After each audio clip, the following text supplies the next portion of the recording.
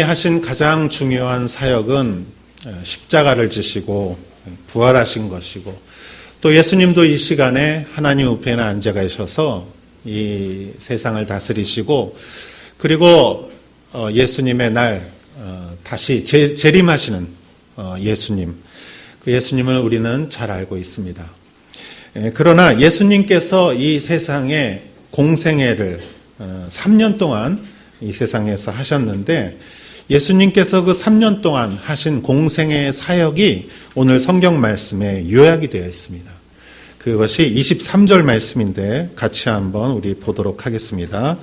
같이 읽죠. 시작. 예수께서 온 갈릴리에 두루 다니사 저희 회당에서 가르치시며 천국 복음을 전파하시며 백성 중에 모든 병과 모든 약한 것을 고치시니. 아멘. 예수님께서 회당에서 가르치셨다라고 성경은 말하고 있고, 또 두 번째는 천국 복음을 전파하셨다라고 써 있고, 세 번째는 백성 중에 모든 병과 약한 것을 고치셨다 이렇게 적혀 있습니다. 그래서 예수님께서 하신 일을 요약하면은 공생애 동안 하셨던 일은 가르치시고 전파하시고 그리고 치유하신 것이 예수님의 세 가지 하신 일이고, 오늘날 우리 교회가 해야 될 일이 무엇인가? 그것은 예수님의 남은 사역, 가르치는 일, 전파하는 일, 그리고 치유하는 일. 이것이 우리의 오사카 오늘리 교회가 어느 교회든지 감당해야 할 사역인 것이죠. 우리가 이러한 사역을 감당할 때 주님께서는 착하고 충성된 종아, 네가 나에게 정말 진심으로 충성하였구나, 우리가 칭찬받는 교회가 될 줄 믿습니다. 오늘은 이 세 가지 말씀을 드리면서, 오늘 성경 말씀을 보면서 이 세 가지를 우리가 또 마음판에 새기면서 또 우리가 해야 될, 감당해야 될 그 일에 대해서 한번 생각해 보는 시간을 갖고자 합니다. 먼저 17절에서 22절까지의 말씀을 같이 한번 보도록 하겠습니다. 같이 읽죠. 시작. 이때부터 예수께서 비로소 전파하여 이르시되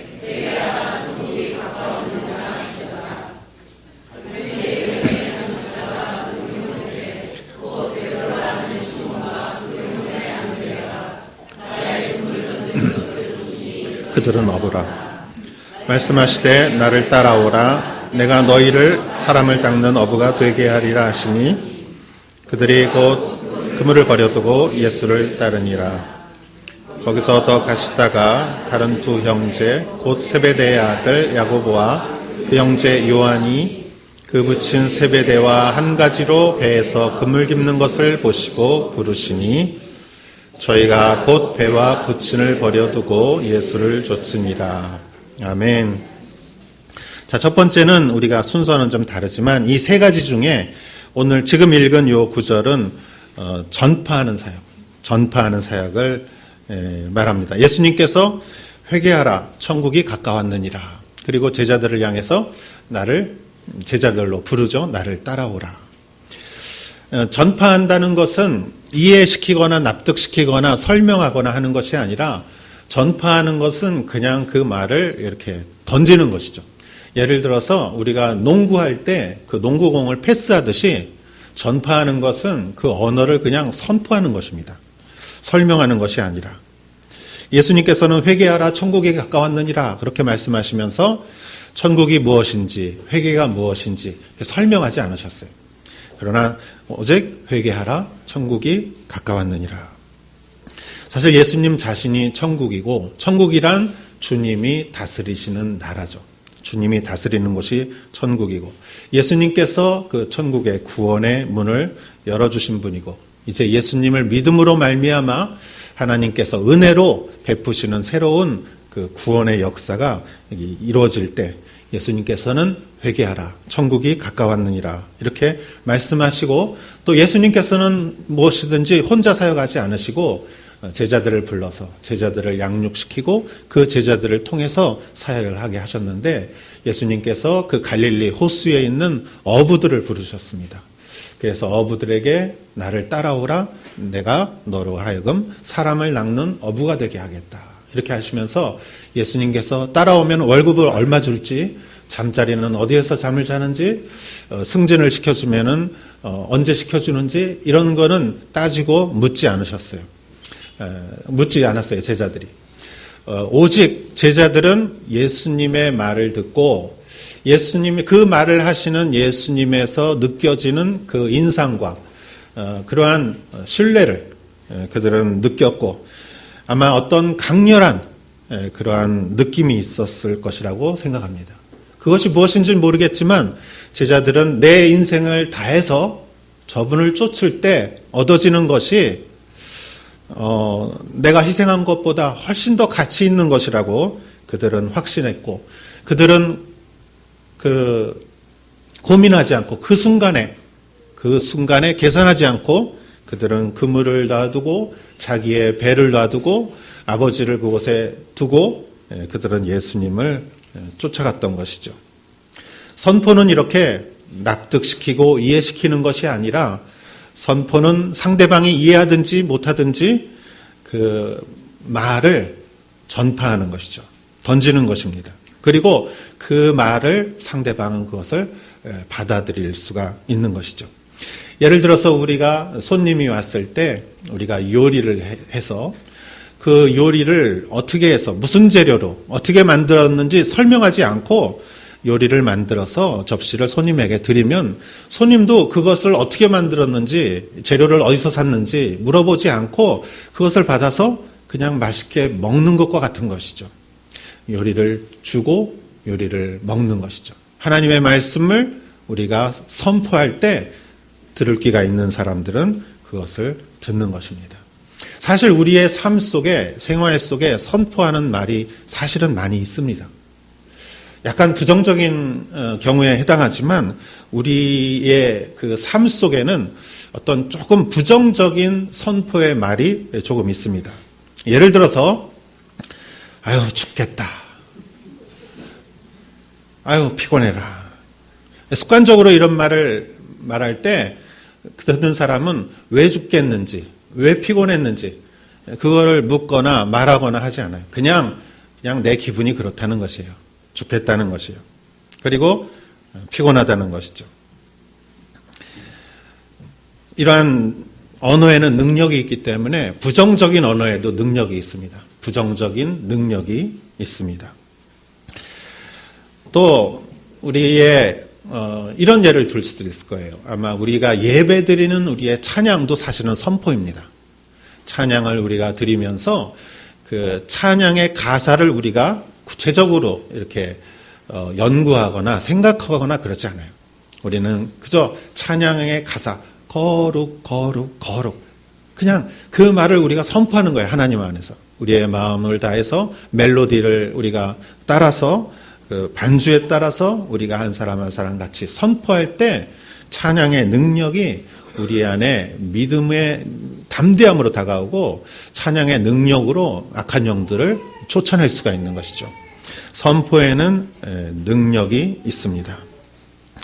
우리가 또 생활 속에서 이렇게 선포하는 종류의 또 말을 할 수가 있습니다. 예를 들어서 내가 좋아하는 사람에게 사랑해요 이렇게 말했을 때, 아니면 내가 고마워하는 사람에게 고마워요 이렇게 말했을 때, 이것도 여러분 누가 나에게 사랑해요 이렇게 말할 때 왜 사랑해요?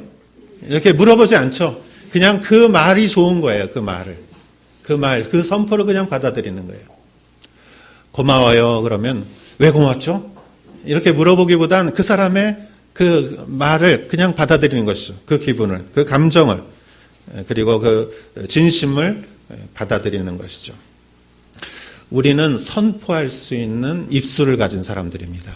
우리는 그래서 교회가 할 수 있는 중요한 역할, 예수님이 하셨던 중요한 일 중에 하나는 선포하는 것이다. 그런데 교회가 해야 할 선포는 어떤 것인가? 우리의 감정 속에서 나오는 말을 이렇게 선포하는 것이 아니라 교회가 해야 할 선포는 우리가 하나님의 말씀을 마음에 담아두었다가 우리의 영혼에 담아두었다가 하나님의 말씀을 선포하는 것이 교회가 해야 할 일입니다. 여러분, 이 오사카 온누리 교회를 처음 개척하신 목사님은 김사무엘 목사님이시고 여러분 김사무엘 목사님을 이렇게 뵌 분도 있고 얘기로만 들은 분도 있을 것입니다. 김사무엘 목사님을 잠깐 소개시켜드리면 목사님은 한국에서 학교를 졸업하시고 그리고 미국에 가셔서 이제 사업을 하신 그런 분이십니다.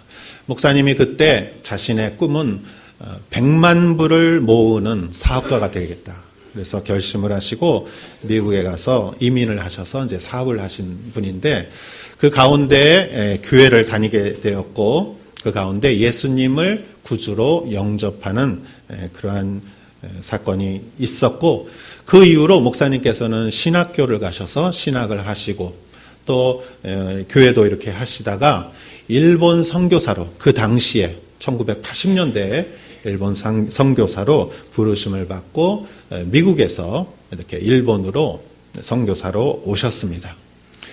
선교사로 일본 땅을 밟기 전에 이미 미국에서 하나님께 기도하는 가운데 목사님은 일본의 8개의 교회를 개척할 것이라는 하나님의 말씀을 이렇게 받으셨어요. 8개의 교회를 개척할 것이다.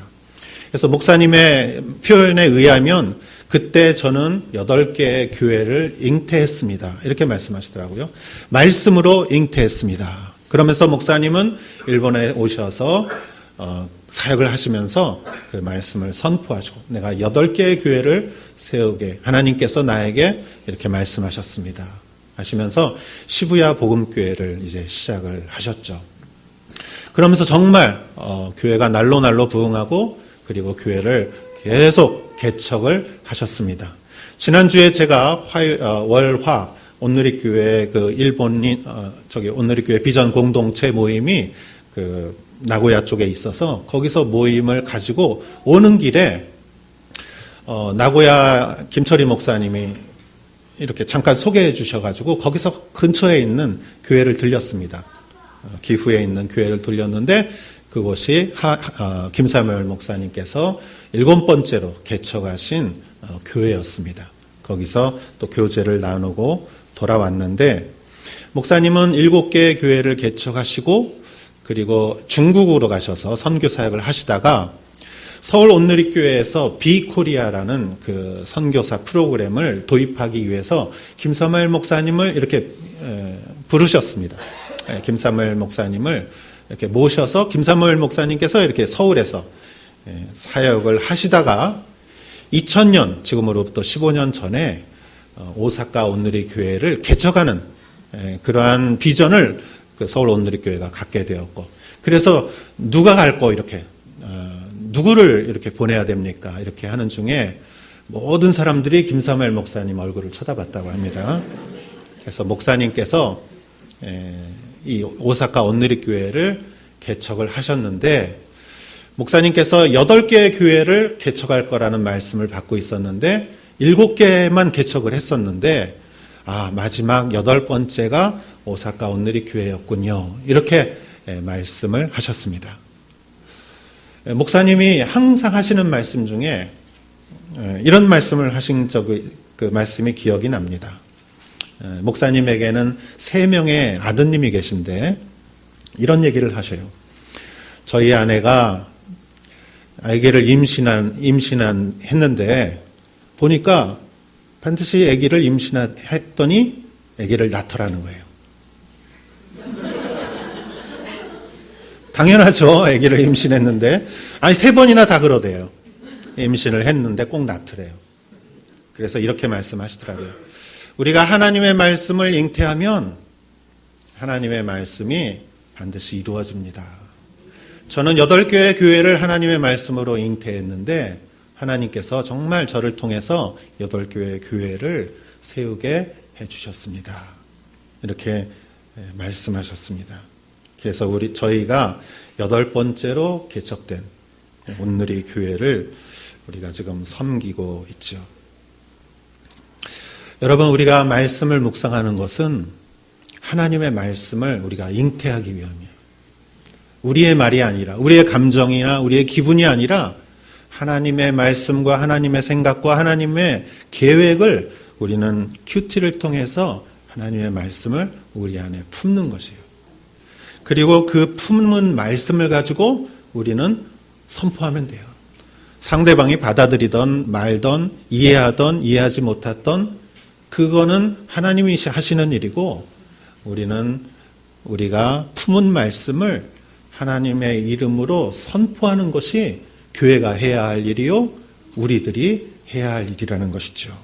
그래서 여러분 선포하십시오. 구원을 선포하시고 해방을 선포하시고 자유를 선포하시고 치유를 선포하시고 축복을 선포하시고 회복을 선포하시고 그리고 천국을 선포하십시오. 여러분의 자녀를 통해서 이루어질 천국을 선포하시고 이 가정에 천국이 임할지어다. 이곳에 회복과 치유가 있을지어다. 이곳에 교회가 세워질지어다. 여러분의 입으로 하나님의 품은 말씀을 선포하십시오. 며칠 전에 제가 좋은 아이디어가 하나 생각난 적이 있었습니다. 고베에 제가 갔다가 오면서 전철을 타고 오는데 제가 이렇게 앉아서 그 일본어 성경을 이렇게 펼쳐서 이렇게 읽었어요. 이렇게. 전철에 사람이 많지 않습니까? 근데 사람의 심리라는 게 참 이상해서 옆에 사람이 뭐 읽고 있으면 이렇게 좀 보고 싶어요. 이렇게. 그래서 좀 옆 사람들이 보고 있는 것 같더라고요. 그게 싫은 사람들은 스마트폰 같은 거 자기가 보고 있는 거 옆 사람이 보기 싫은 사람은 이렇게 실을 이렇게 해가지고 옆에서 보면은 절대 안 보이게 이렇게 하는 정면에서 보는 것만 보이게 이렇게 하는 사람도 있죠. 예, 있습니다. 있습니다. 근데 제가 그걸 보면서 아이디어가 생각이 나더라고요. 여러분 전철 타실 때 생명의 삶, 리빙 라이프를 탁 펼쳐서 보세요. 옆 사람들이 이렇게 보면서 그러면서 여러분 속으로 이렇게 선포하세요. 이 글자를 보는 사람은 구원을 받을지어다. 전도지를 여러분 이렇게 갖고 가셔서 전도지를 여러분은 안 보셔도 돼요. 그냥 이렇게 들고만 계세요. 이렇게. 옆 사람들이 이렇게 볼 거예요. 한 글자라도 그것을 읽고 구원받는 자가 생길지어다.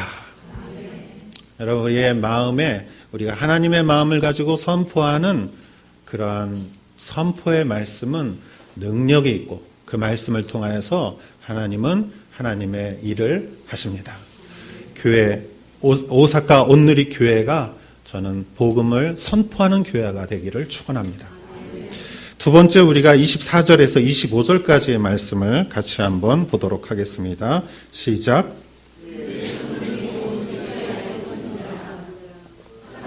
모든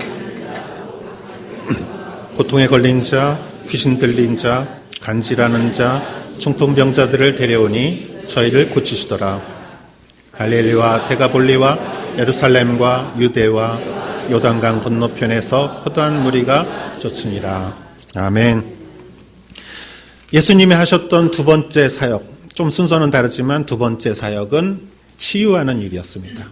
모든 병자, 모든 귀신 들린 자, 마음에 눌림을 받은 자들이 예수님 앞에서 치유를 받았다라는 것이죠. 여러분, 병이라는 것이 육체의 병도 있고 마음의 병도 있고 얼마나 괴롭습니까? 여기서 병 이렇게 한 번도 안 걸려보신 분은 안 계시죠. 우리가 감기라 해도 다 걸려본 게 있고 또 우리가 몸에 어떤 지병이 있을 수도 있고 급성도 있고 만성도 있고 또 마음의 병도 있고 마음의 상처도 있고 또 내 주변의 가족들이 내 주변의 친구들이 그 병으로 고통받는 사람이 있습니다. 얼마나 불편하고 그렇게 병으로 인해서 얼마나 마음이 또 어렵고 또 소극적으로 되는 그리고 주변의 사람들도 굉장히 그걸로 인하여 걱정을 하지 않습니까?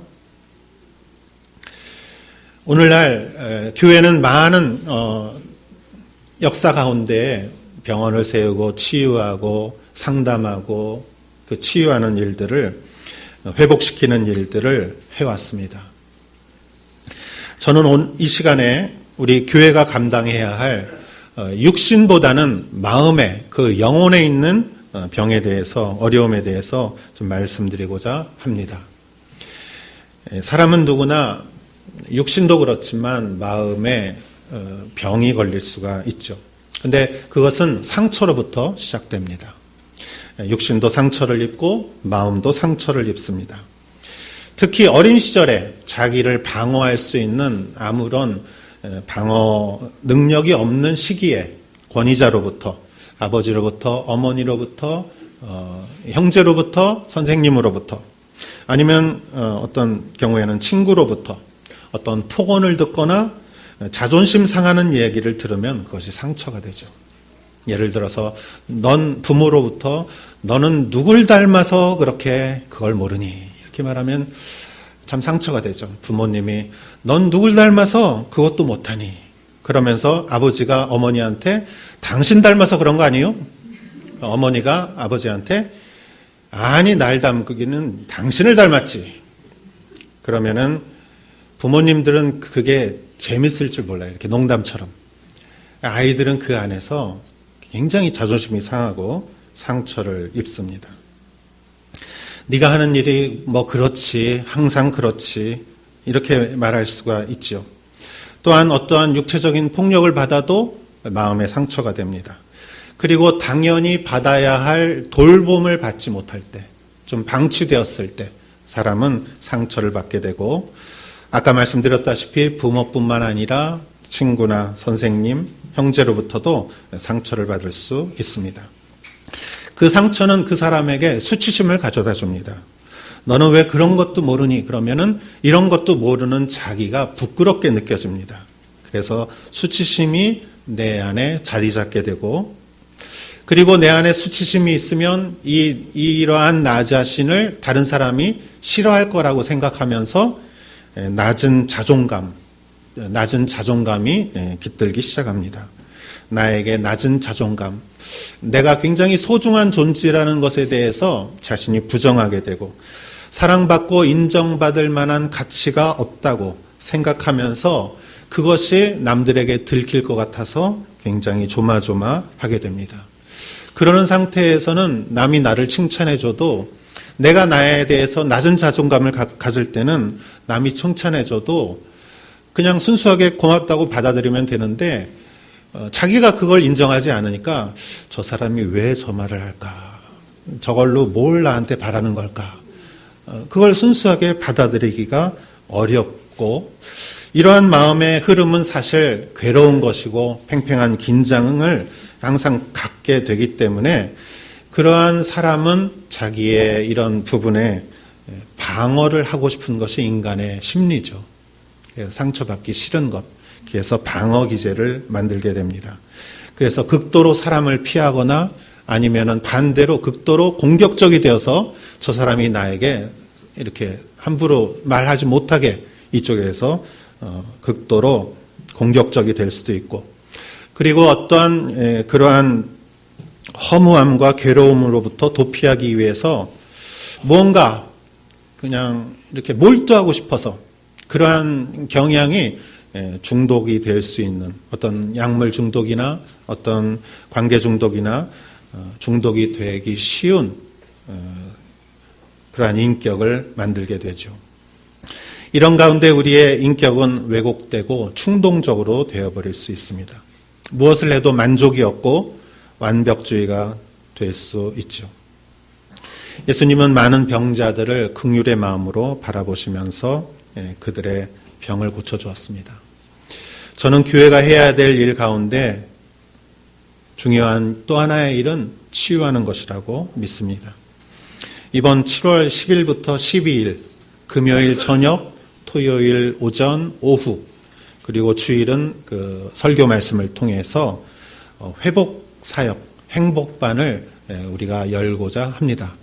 작년에 제가 이스라엘을 갔을 때 같은 팀 안에 있었던 한 장로님께서 온누리교회 장로님이시고 한국과 미국에서 백혈병을 전문으로 이렇게 치유하시는 그러한 전공의시면서 2005년부터 서울 온누리교회에서 시작된 회복 사역에 10년 동안 참여하시면서 그렇게 사회적으로 업적을 이루신 분인데 자기 안에 있는 굉장한 상처와 회복되지 못한 그러한 품성이 하나님으로 다가가는데 굉장히 방해한다는 것을 그분이 느끼고 자신이 회복되는 것을 체험하면서 다른 사람들이 회복되는 것을 체험하면서 회복사역을 이렇게 하시면서 책을 쓰신 것이 있었고 그 책을 저에게 주셨는데 제가 읽어보고 참 많은 감명을 받았습니다.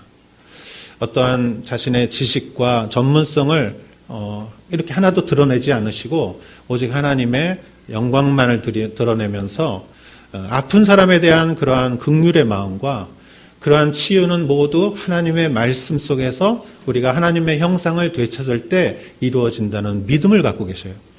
그래서 이런 회복과 큐티를 연결시키는 사역이라는 느낌이 들었습니다.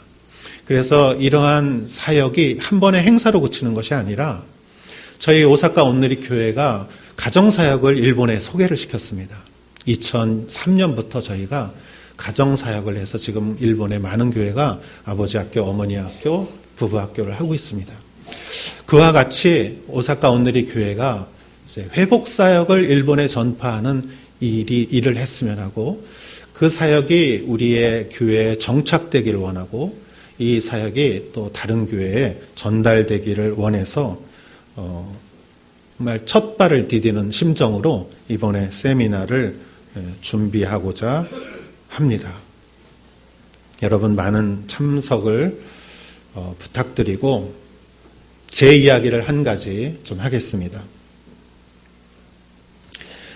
우리의 마음에 어떤 어려움, 특별히 마음에 어떤 병이 있거나 그런 것보다 우리 안에는 크고 작은 회복돼야 될 부분이 있습니다. 저 역시 갖고 있었고요. 5년 전에 제가 오사카 온누리 교회를 떠나서 예수전도단 제자학교에 그 훈련을 3개월간 받고 2개월 동안 아우리치를 하면서 미국에 있는 어느 가정집에서 우리 멤버들 한 20명하고 이렇게 그해 마지막 연말을 보내고 있었습니다. 12월 31일. 그때 그곳에 어떤 선교사님이 미국 분이 와주셔서 이렇게 기도를 해주는 시간이 있었어요. 우리가 다 모여서 같이. 근데 그 선교사님은 나에 대해서 전혀 모르시는데 저를 지정해서 기도를 해주시더라고요. 저 뒤에 서 있는 키 큰 남자분을 위해서 내가 기도합니다. 그러면서 이분이 막 기도를 하시면서 이런 말씀을 하셨어요. 하나님께서 당신을 사랑하십니다. 당신은 굉장히 이렇게 가죽 코트를, 굉장히 긴 가죽 코트를 입고 그것을 단추를 채우고 그 위에 가죽끈을 꽁꽁 묶고 있습니다. 그러나 하나님께서는 당신 안에 선한 것이 있는 것을 하나님은 아십니다. 그것을 형제님 말씀하십시오. 입을 열어서 말씀하십시오. 저는 그 말을 듣고 굉장히 놀랐습니다. 아무도 모르는 나의 형제도 알지 못하는 나의 그 깊은 부분을 그분께서 나조차도 이렇게 의식하지 못하고 있었던 그 부분을 말씀해 주셨습니다. 저는 굉장히 대식구에서 우리 대가족에서 자랐지만 어린 시절을 회상해 보면 모두가 바빴고 아마 그 시대에 자란 분들은 거의 비슷한 환경이라고 믿습니다만 자상하고 세밀한 대화를 이렇게 하는 그러한 시간이 별로 없었습니다. 일방적인 이야기를 들었지 나의 안에 있는 어떤 세밀한 마음과 느낌을 누군가가 나누고 그것으로 인해서 기쁨을 느끼고 친밀감을 느끼는 그러한 경험이 별로 없었고 우리 가정은 어느 쪽인가 하면 대체적으로 과묵한 가정 속에서 저는 자랐습니다.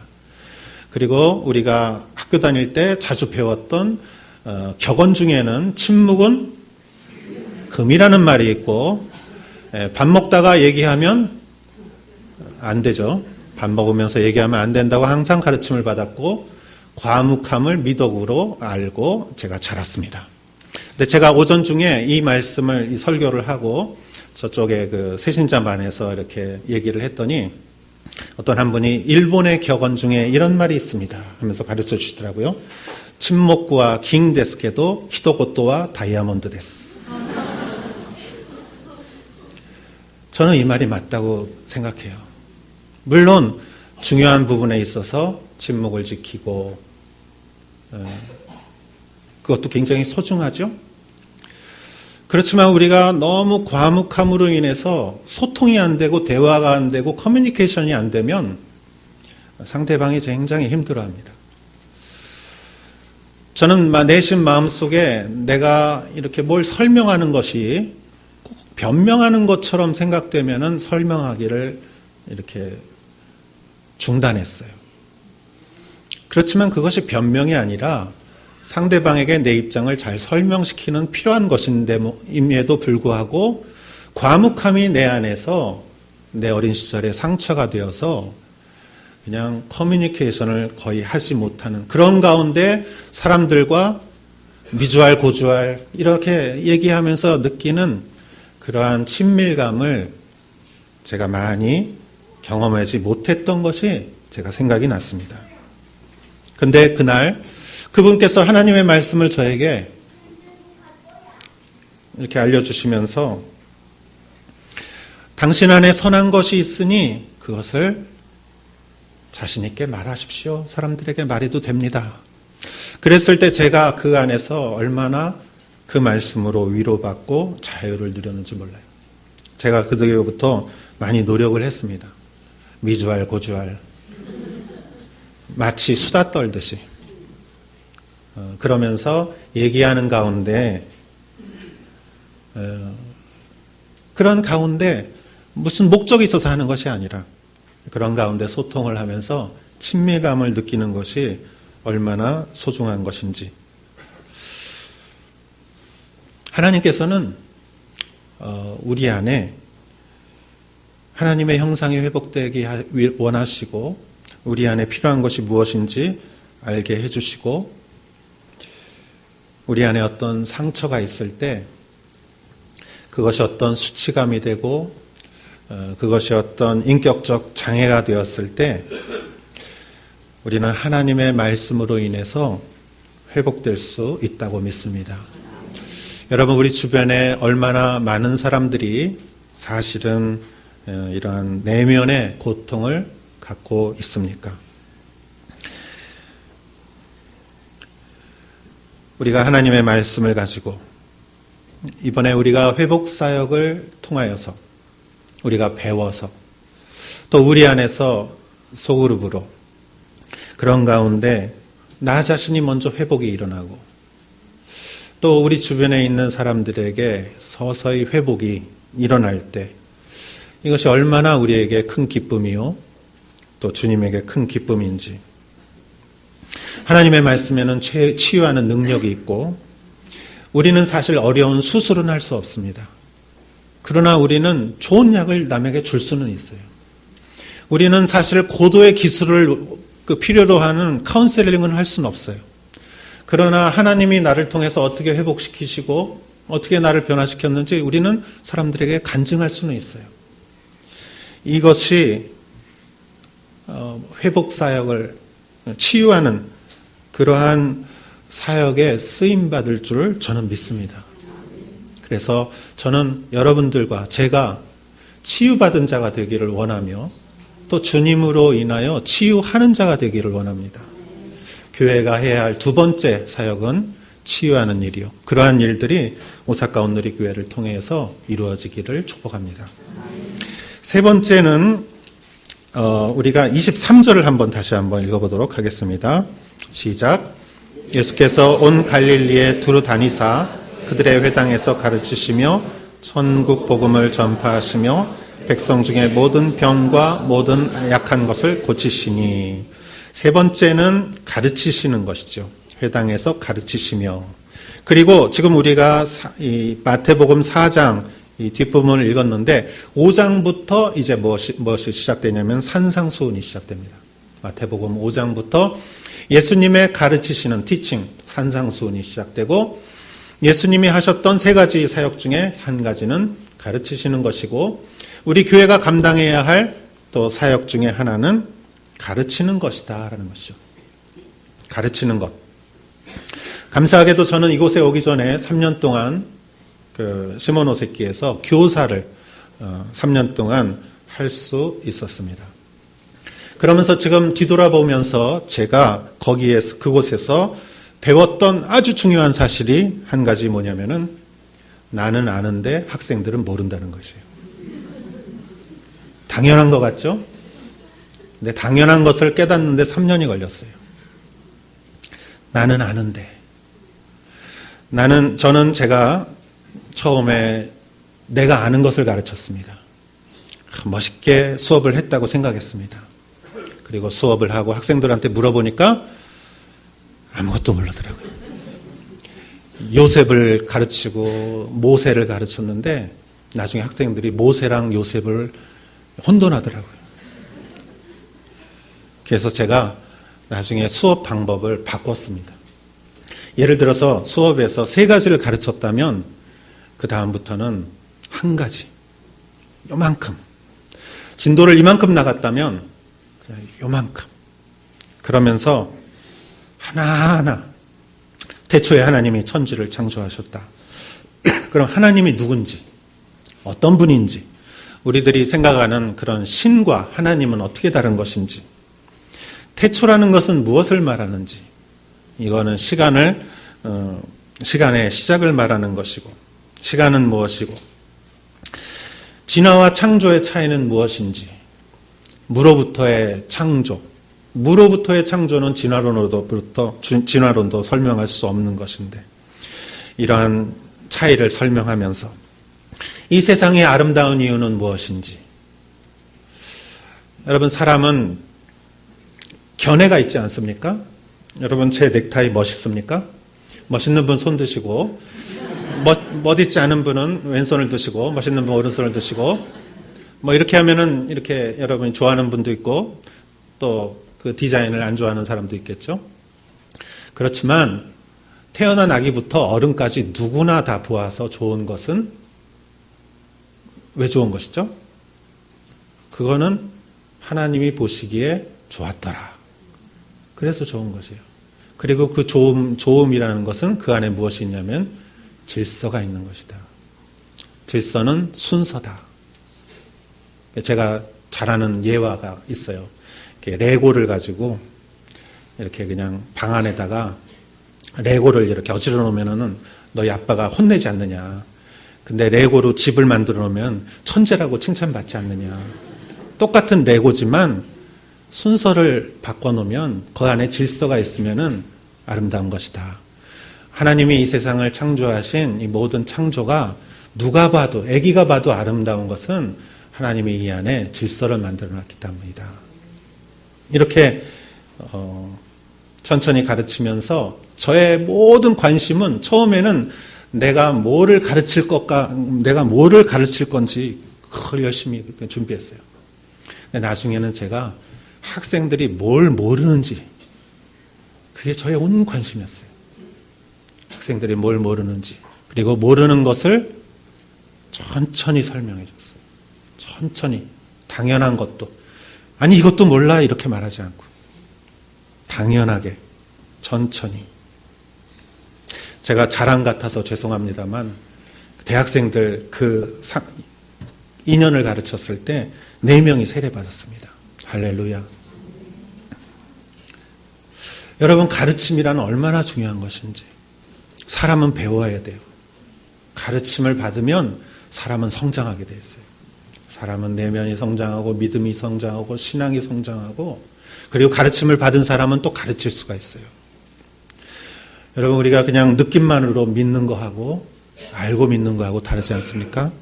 알고 우리가 잘 배워서 믿으면 믿음에 흔들림이 없는 것이죠.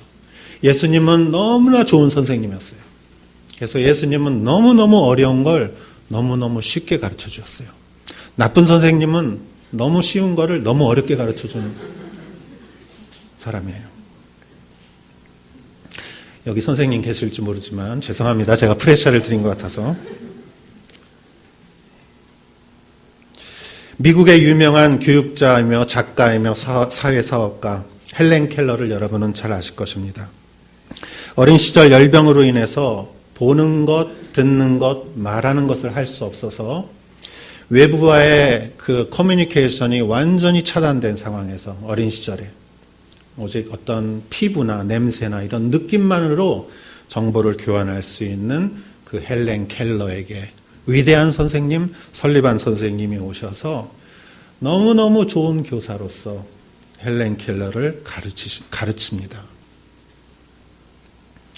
저는 가르치는 것에 이거보다 더 좋은 예는 없다고 생각해서 그 헬렌 켈러를 설리반 선생님이 물이라는 단어를 가르치는 장면을 제가 한번 잠깐 준비했습니다. 우리 영상을 잠깐 한번 보도록 하겠습니다.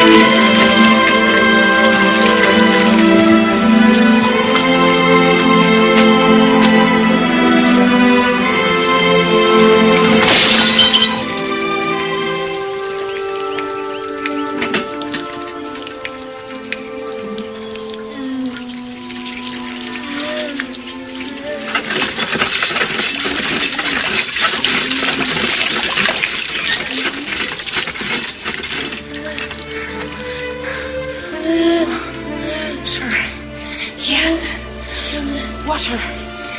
It has a name. Water. Yes. Yes. Yes. Yes. Yes. Yes. Water. Yes. Pump.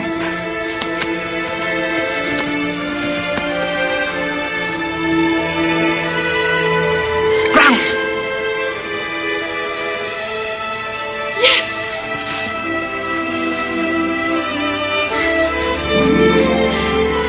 Bush. Flower.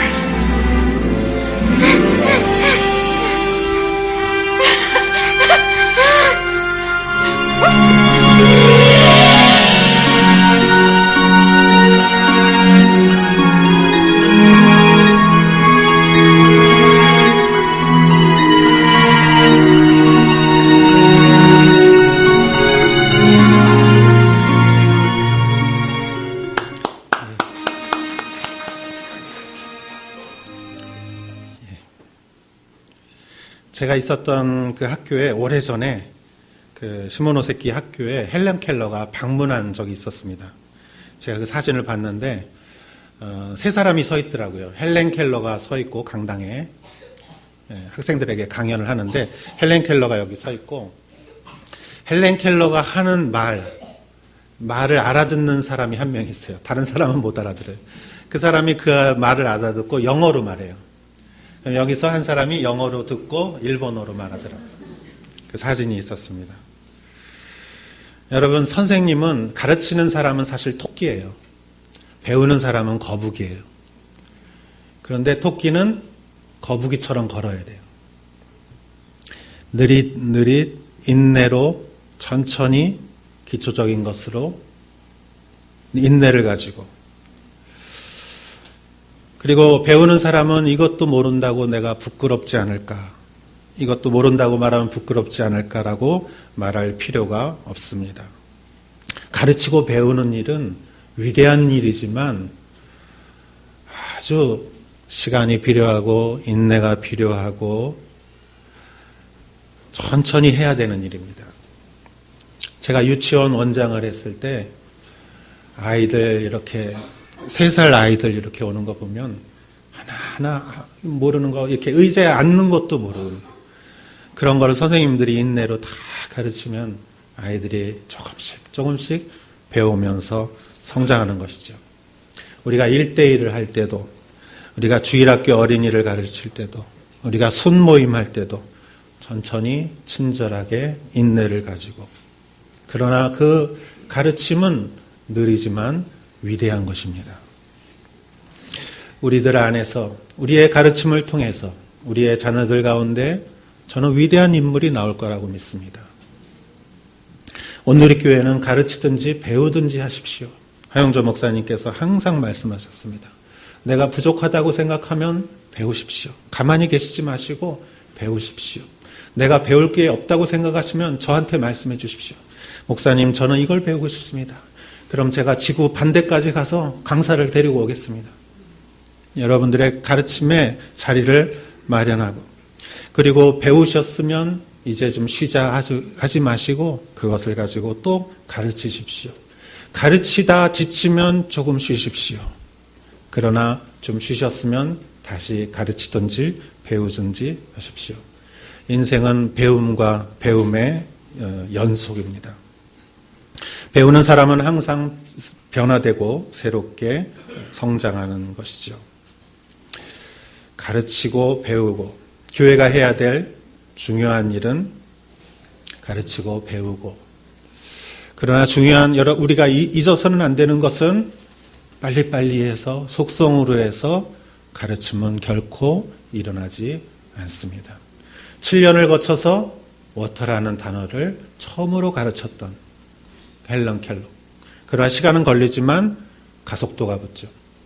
그래서 헬런 켈러는 위대한 그러한 인물로서 성장을 했고, 그 뒤에는 위대한 선생님, 설리반 선생님이 있었던 것이죠. 오사카 온누리 교회가 해야 할 중요한 사역 가운데 하나, 가르치는 것. 온누리 교회의 좋은 점은 성도님들에게 가르치는 권한을 나누어 준 교회예요. 다른 교회 죄송합니다. 어떤 교회는 성도들이 절대 성경을 가르치면 안 되는 교회가 많습니다. 그러나 온누리 교회는 여러분들이 가르치는 권리를 성도님들에게 드리고, 그리고 여러분, 가르치는 것이 가장 좋은 학습입니다. 가르치면서 제일 많이 배우는 사람은 가르치는 사람 자신이죠. 1대1을 여러분 배울 때는 한 번밖에 배우지 못하지만 가르치는 건 10번, 20번 할 수 있어요. 그것은 즉 10번, 20번 배울 수 있다는 것이에요. 그리고 그러한 많은 가르침 속에서 신앙이 성장하는 것이고 성숙되는 것이고 굳건하게 세워지는 것이죠. 할렐루야. 교회의 역할은 가르치고 전파하고 치유하는 것. 그것이 여러분들을 통해서 일어나기를 축원합니다.